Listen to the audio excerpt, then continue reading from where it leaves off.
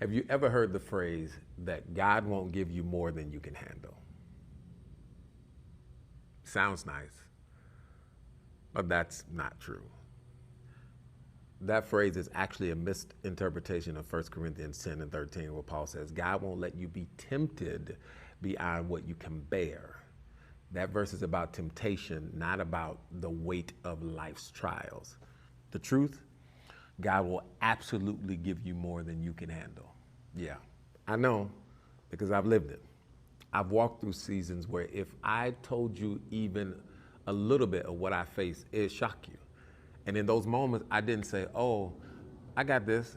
No, I cried out, God, I cannot handle this. And his response was, exactly, you can, but I can. See, if you and I could handle everything, then we wouldn't need God's grace. You can't handle your own breathing. I mean, God sustains every single breath in your lungs. And that's the point. When life is too much for you, it's never too much for him.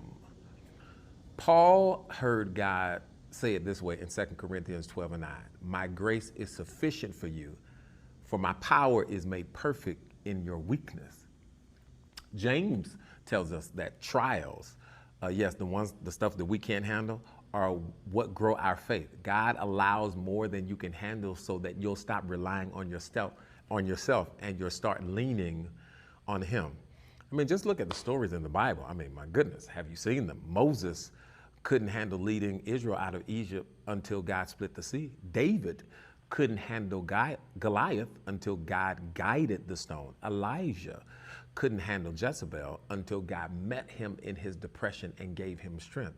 Job couldn't handle the loss of everything, but God restored him. Paul, I can keep going, couldn't handle the thorn in his flesh until he discovered God's grace was enough.